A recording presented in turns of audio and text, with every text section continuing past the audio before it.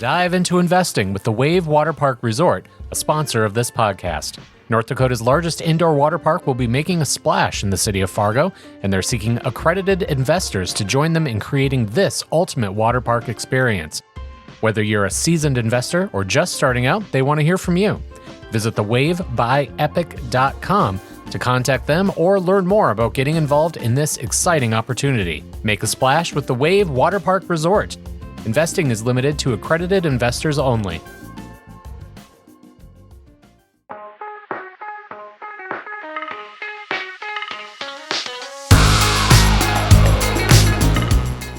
Hello, everyone. Thanks for listening to the InForum Business Beat Podcast. This is your host, Thomas Avanella. National Small Business Week is Sunday, April 30th to Saturday, May 6th. And with us today to discuss it is Del Carver, the co-chair of Prairie and Lakes SCORE. Del, how are you doing this morning? I'm doing good, thanks. Thanks for having us. And so to get us started here, what do you do and what does SCORE do for businesses in our area? SCORE is a national organization. There's about 250 chapters in the United States. There's about 10,000 volunteers, and we provide free mentoring advice and workshops, resource materials for small businesses and nonprofits. And tell me a bit about your own professional experience. Where has your career taken you? My career has taken me pretty much all over the world. Master's degree in international management. I've worked for 3 Fortune 500s. I've worked for some small to mid-sized companies. I've had 2 of my own companies. I have a lot of international experience and a lot of business management and marketing experience. So you've gone all over the world then. Are you coming back to Fargo? Is Fargo originally home, or is this a new place for you? Born and raised in Park Rapids, a Concordia grad. My wife is a Concordia. So yeah, it's home now. And tell us a little bit about, because we are here to discuss National Small Business Week, which is taking place very soon. Tell us about some of the environmental factors that small businesses are facing in our area today. What seems to be the state of small business? I guess my answer to that would be we're really quite in awe of the level of activity that there is in Fargo-Moorhead area. As an example, our fiscal year starts October 1, which is because we're funded by the federal government. We've seen almost 180 clients since October 1st and had over 350 sessions with those clients. So it's lots of activity out there. And I would say we help businesses get started, but we also help them grow. It's very common for us to work with businesses 3 or 4 years, and even towards the end of the business cycle, we may actually help them sell their business or develop an exit plan. But I think in Fargo-Moorhead for small businesses, obviously really high is workforce, employment. How do you find people to work in your business? It's a very tough market out there right now. So it sounds like you guys are staying pretty busy then. Yeah, we're real busy. We have 25 mentors in Fargo-Moorhead, and we serve southeastern North Dakota and west central Minnesota. Far east is Park Rapids, Bemidji, Detroit Lakes, then down towards Fergus Falls, Wadena. And this is a very dynamic area for small business. Lots of good things going on. And you mentioned that coverage area. You mentioned also the labor issue that businesses are facing here in the area. It's a common talking point. It comes up in virtually every single interview I do. So maybe you've already answered this question, but what are the concerns that businesses in our area have, specifically small businesses or growing businesses that you work with? Well, there's so many different businesses that we work with. In fact, it's amazing to me that every day when we get a new client, it's a whole different topic. Obviously, there's a lot of concern. There's lots of how do we do social media? Social media is pretty critical now in terms of getting your word out. But how to start your business, how to hire people, how to do marketing, how to manufacture stuff, how to do service businesses.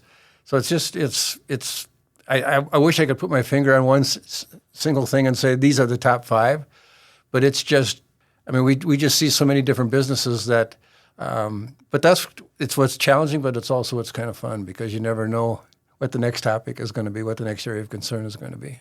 So you guys really are quite comprehensive then. It seems like you're covering a lot of areas in dealing with businesses. You told us about your work experience and you have 25 mentors, correct? Yeah. Tell us about what all of your mentors bring to the table and what they can do. Before I answer that, the other thing I would say is the nice thing about SCORE, we've got tremendous bench strength here in Fargo-Moorhead. But the nice thing is there are about 10,000 volunteers across the country that have experience in over 60 different industries. We all put keywords in our biography so that we can mine that database by keyword. So if somebody comes in and we don't have a slightest idea of how to help them, we can go to that database and find somebody across the country to help. Here in Fargo, we have people that have been in the retail industry. We have people that are in the food processing industry, insurance business, nonprofits, service industries, education and marketing, computer science stuff. It's just, I'm really impressed with the people that we have. They're really good people. And what do you feel when you are taking on a new client for the very first time? Is there like kind of a buzz or an excitement for you and you get to see that? Well, there always is. I think the one thing that we try not to do is we never say this is a bad idea. Because I tell people at one point Bill Gates said there'd be a computer in every office and in every house, and everybody thought that was a pretty dumb idea. So it's a function of just listening and talking them through it. Sometimes they may decide that perhaps the business isn't quite ready to go, that maybe the product isn't right there. Other times they've got a pretty decent plan together. We're also we're a partner of the Small Business Administration. So we also work with the SBA. We work with the Small Business Development Centers, both in North Dakota and Minnesota. We also work with the Women's Business Center and the Veterans Business Outreach Center. And what impact do these small businesses have on the local economy? Tell us about that. In the area that we work in, southeast North Dakota and west central Minnesota, there's 10,000 businesses with under 50 employees. So, I mean, they're the kind of people that they may be your lawyer, they may be your tax accountant, they may mow your lawn, take the snow off your roof, they may run a restaurant, they may have a cleaning service. It's just, they may groom your dog, they may board your dog, they may be a foster home for pets. It's just all over the board. But last year we helped create PricewaterhouseCoopers actually interviews each of our clients after we meet with them, and at the end of the year, then they interview them again to see how many businesses we helped create and how many jobs we helped create. So we just got our impact data for last year. We helped create 41 new businesses in Fargo-Moorhead and 163 new jobs. Wow. Yeah. That's a lot of success stories in there. What are some of the highlights for you? Some of the people that I have that have been really kind of fun. Heather All has a business called All Yours. It's a consignment shop and furniture refinishing in the Hawthorne area. She's just got a fun little business down there. Aaron Halleck has got a business that he's developed and patented a trimmer that bolts on the wheels of your push lawnmower so that you can trim around stuff while you're mowing, and then you can flip it up and you can edge the sidewalk. Joe Wright has Right Foot. Joe runs his entire business out of his 2-bedroom apartment. He sells socks on the internet. He has about 300,000 to 400,000 Instagram and TikTok followers. Been extremely successful. Clayton Cottonow has done Charlie's Chow. Really great little success story going there. Vanna Vans develops off-road conversion vans. They've been a lot of fun to work with. We do with probably 6 or 8 nonprofits. Soul Solutions is one of those people. So it's all fun, all really fun people. And it's really great that as you meet with them, you actually develop kind of a bond and a friendship. Because we're a little bit different. The services we provide is that we're mentors. We don't help you find funding. We don't do the business plan for you. We'll help you and advise you while you're doing that. But we're the people that, because we are experienced business people and experienced people in nonprofits, we're the people that you would come to and say, I've got a problem right now. And the class I took doesn't help me. I got my business loan. What do I do with it? Maybe I need to restructure my business. What do I do if I'm hiring my first employee? How do I do that? How do I write a job description? So we're there to really be a mentor. And the numbers are pretty strong that you're twice as likely to be successful in your business if you have a mentor, in terms of how long it lives and how long it grows, how much it grows.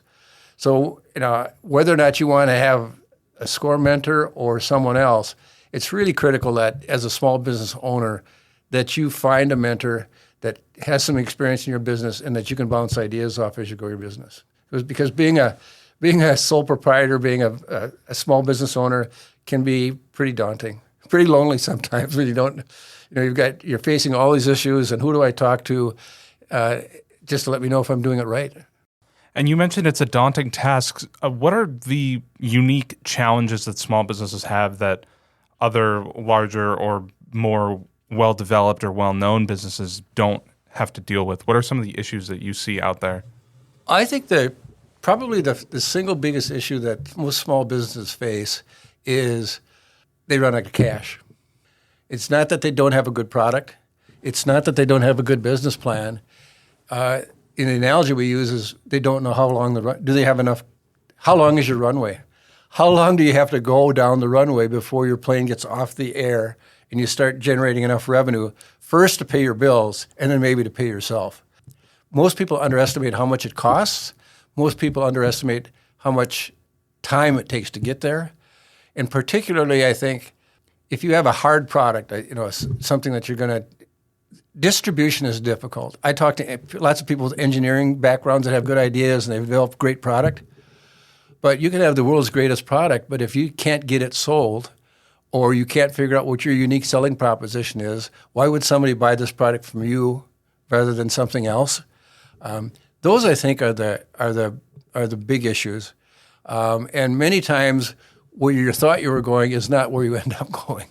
Because you had this idea and all of a sudden you might find a new customer or a different product that you want to do or a different service or add on to what you're doing. And the big businesses, most big businesses are truly not very entrepreneurial, and most big businesses don't develop a lot of new product. They might copy somebody or buy somebody, but they truly don't, with rare exception, but most big businesses aren't very entrepreneurial. The negative, it's fun to be entrepreneurial, but the negative is, I always kid clients that you truly have not experienced being a small business owner until you've woken up in the fetal position at night, wondering how you're going to make your next payroll. And so we talk about these big businesses, and they're obviously very well known. A lot of people frequent them. You and I probably both frequent them. What about the small businesses, though, makes them such an essential piece of the local economy and the local community? Well, I think it's pretty common that probably 90, if you look at the national level, if you look at the state level, you look at the county level, you look at the city level, 95 to 99% of all businesses are small businesses.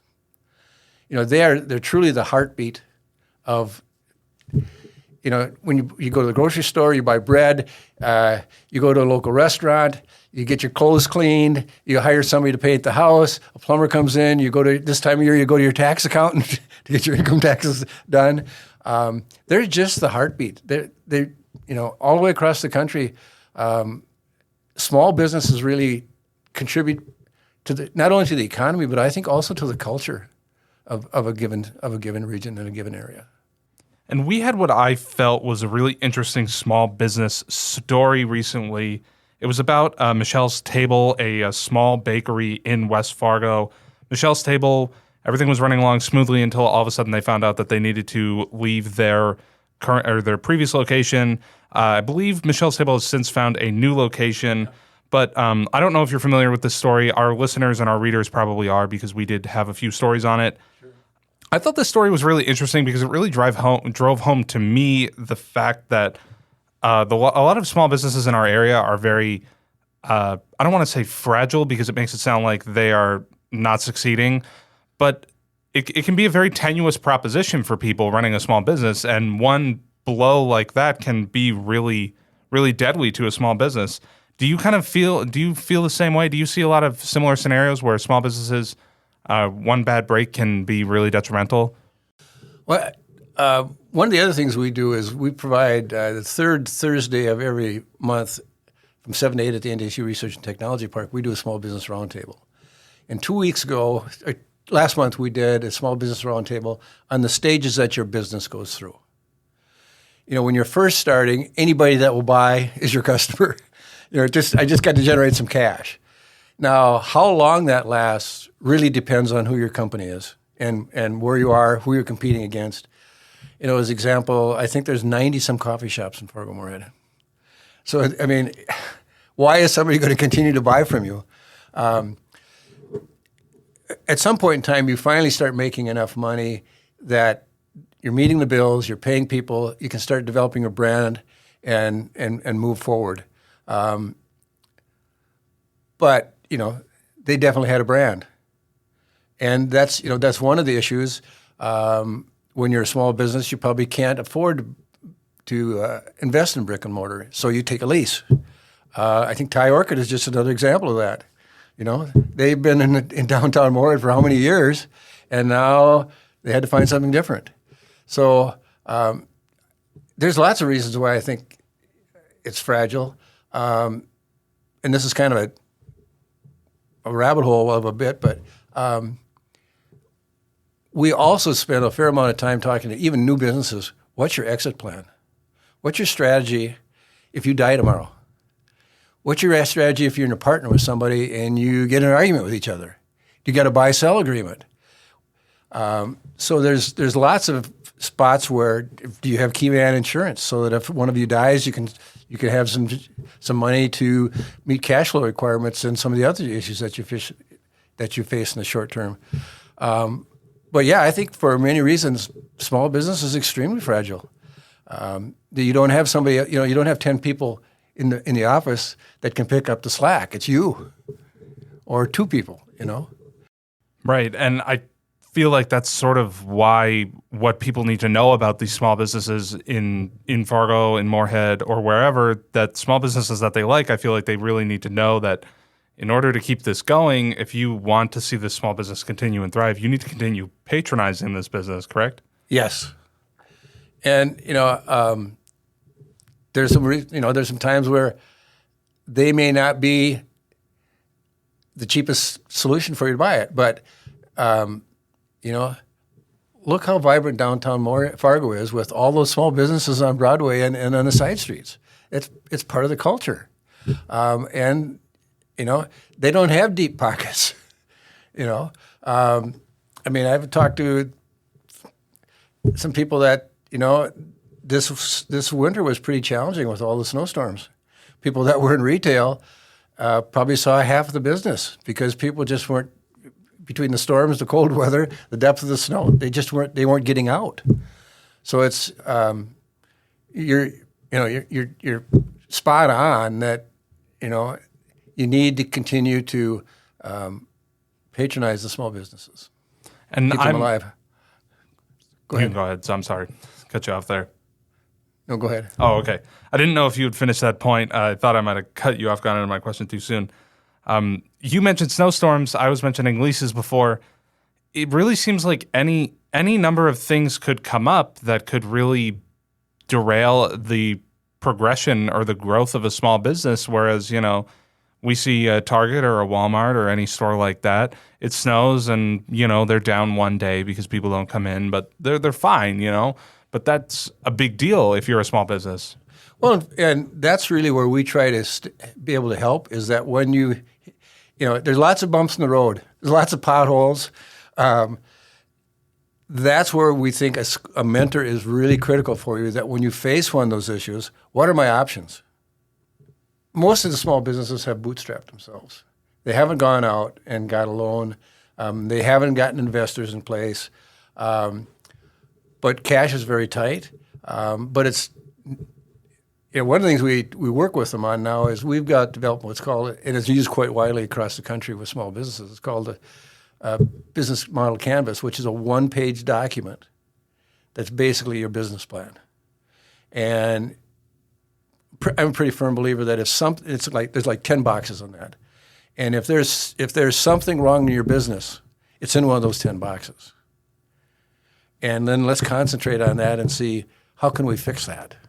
What can we do? And when COVID hit, some people had to pivot, had to do something completely different because their market just disappeared.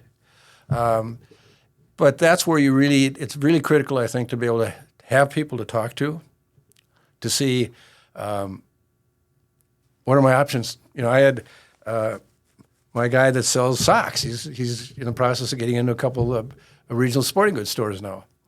But he wanted to know, how do I do business with a big regional store?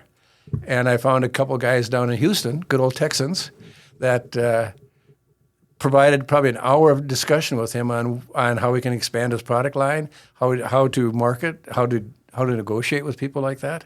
And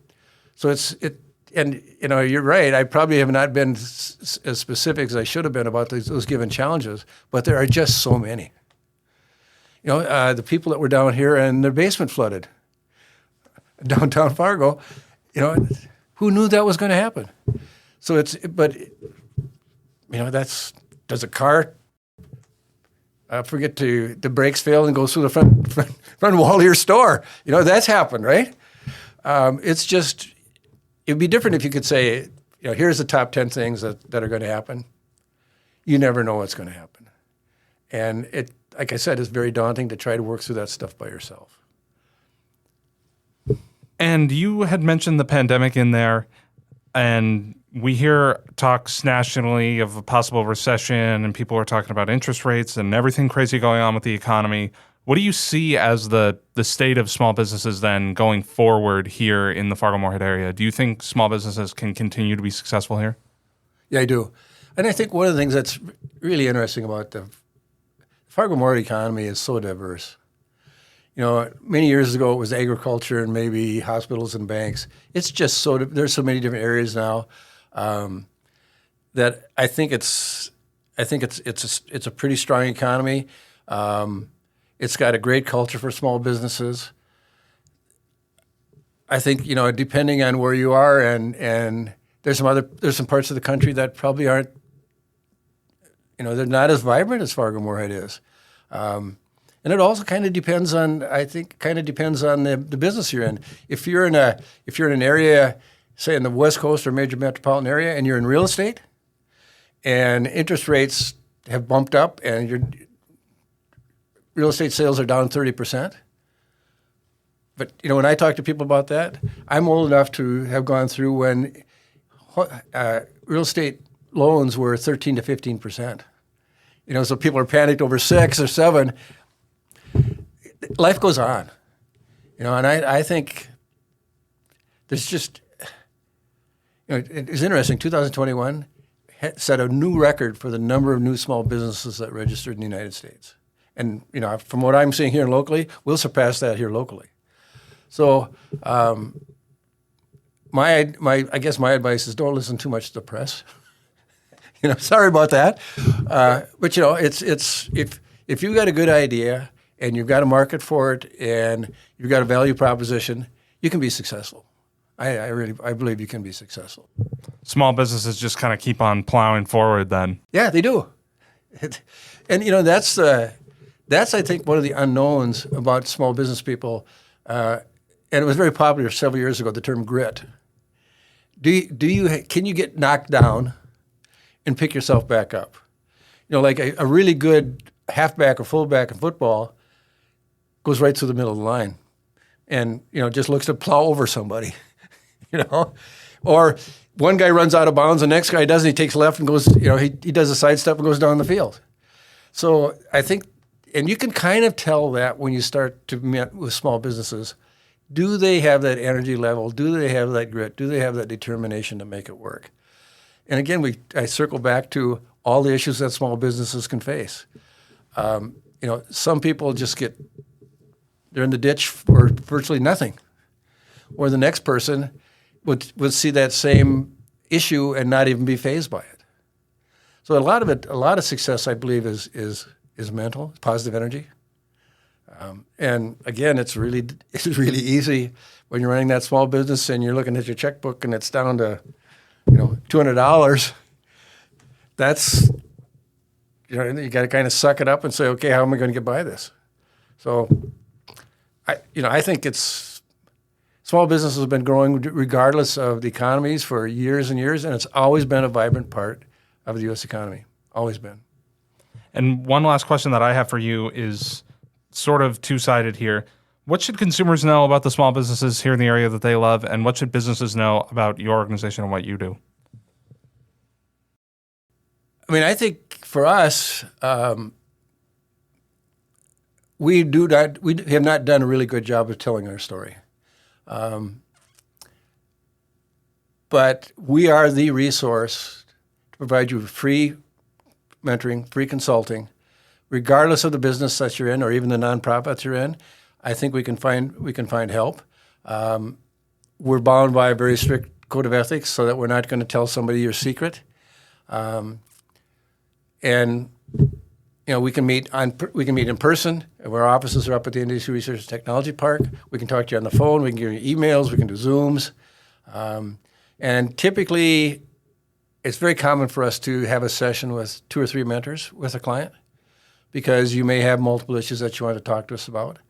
And also, it seems like when we have more than 2 people in a room, there's more give and take. There's more synergies that develop as you bounce ideas off each other. And once again, that was Del Carver with us on the InForum Business Beat podcast. And I'll mention this as well. National Small Business Week is Sunday, April 30th to Saturday, May 6th. Del, thank you once again for coming down here and sharing your insights with us. Appreciate the opportunity. Thank you. Get 3 months of local news for just 99 cents a month. You'll get unlimited access to the news you need to stay engaged and connected to your community. Visit inforum.com/subscribe now to get 3 months of local news for only 99 cents a month.